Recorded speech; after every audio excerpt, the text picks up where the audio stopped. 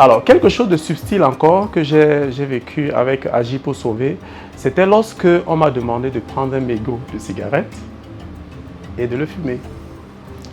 Alors, on m'a demandé aussi d'arrêter un verre de vin et de le boire. J'ai dit, mais pourquoi je dois faire tout cela?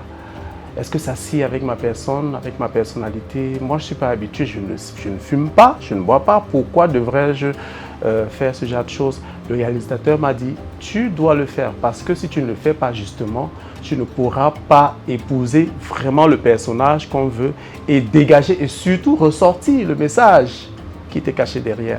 Je me suis prêté au jeu et finalement, franchement, moi-même, j'ai été enseigné parce que ça a été vraiment quelque chose d'intéressant. Je vais aussi dire qu'avec Agir pour sauver, je vais vous dire une anecdote. Lorsque je me déplaçais, je ne me souviens plus très bien de la zone, mais je crois que c'était dans un quartier à Douala-Bépanda. Je partais à une destination justement, je crois qu'il partait à l'église justement. J'ai donc, par inadvertance, je ne vais pas dire heurté, un moto-taximan. Disons, il est venu se jeter à moi. Et puis, c'est les populations qui sont venues directement me dire, mais monsieur, c'est vous qui jouez au film là, non? C'est pas vous, l'acteur, qui avez sauvé quelqu'un? Sauvez le monsieur qui est tombé là rapidement. Il dit, ouais, vraiment, vous venez seulement. J'ai compris, je vais le faire. Franchement, ça m'a tellement enseigné. Je me suis dit, mais tiens, voilà, j'ai fait un film, Agir pour sauver. Et finalement, moi-même, j'ai été éprouvé parce que voilà, un exemple qui s'est présenté. Il fallait donc agir et j'ai finalement agi. Et la totale, c'était Malaïka, lorsque le réalisateur Alain-Christian Calaban m'invite à son bureau et il me fait comprendre que le Seigneur lui a dit que Malaïka, c'est moi. Sans doublure. C'est Malaïka pour moi. C'était un véritable challenge. Un véritable challenge. Mais le Saint-Esprit était au contrôle. Le Seigneur m'a véritablement soutenu. Les frères en Christ, toute l'équipe m'a véritablement soutenu. Ça a été un succès. Et c'est où, je dis, les bénédictions de Malaïka m'ont poursuivi jusqu'à ce jour. Et je pense que ça va continuer davantage.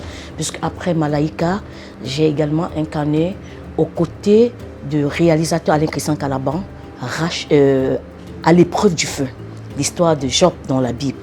Ce n'était pas facile de travailler avec le réalisateur, mon mentor cinématographique. C'était vraiment pas facile, mais on a tout donné. Je vous invite d'ailleurs à regarder ce film, tous ces films-là, parce que ce sont des joyaux.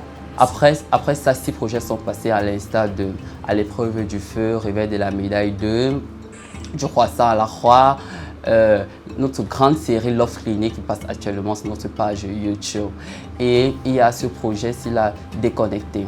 Déconnecté, ça a été vraiment très difficile pour moi parce que à partir du croissant à la croix, j'étais formé par le réalisateur dans la fonction de script. Donc, hormis de l'actorat, j'étais formé à effectuer le rôle du technicien de script sur le plateau. Donc, au tournage de Déconnecté, j'étais en même temps script, en même temps acteur. Et c'était compliqué parce que le rôle de Belomo que j'incarnais était l'un des personnages principaux qui demandait beaucoup d'émotions puisque ce n'était pas forcément mon caractère, donc je devais travailler ça. Et en même temps, je devais travailler sur la fonction de script. Alors, en dehors du rôle de scénariste, il m'a aussi accordé la grâce de pouvoir être acteur. Parce que quand on voulait réaliser Racheter, il fallait un acteur principal. Pour moi, j'étais fasciné par le scénario. Mais il a fait un casting de l'acteur principal et il n'y avait pas un personnage qui apportait satisfaction. Alors il a insisté, je me rappelle même, quand il a insisté, je suis rentré, c'est mon épouse qui m'a dit, Daniel, tente. Il a insisté parce qu'il a vu en moi la capacité de jouer ce rôle. Et déjà aussi dans HPP, il y a tout un temps de formation.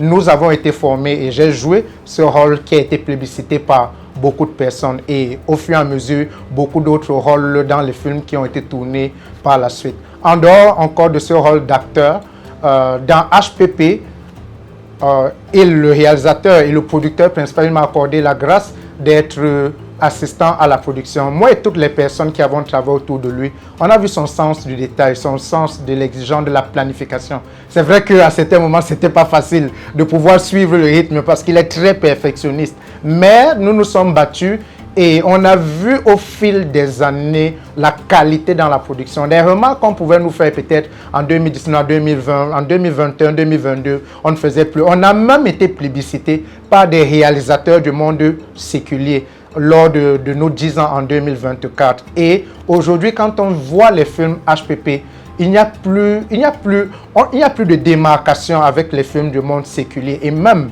il y a certains thèmes que nous avons mieux abordés que ces personnes.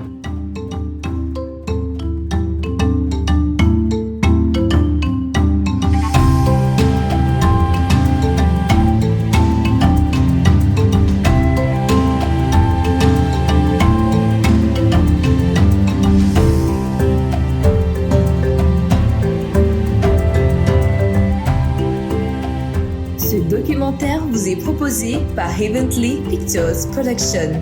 En voulez-vous plus? Retrouvez une version complète de ce documentaire sur notre chaîne YouTube et sur nos pages Facebook Heavenly Pictures Production.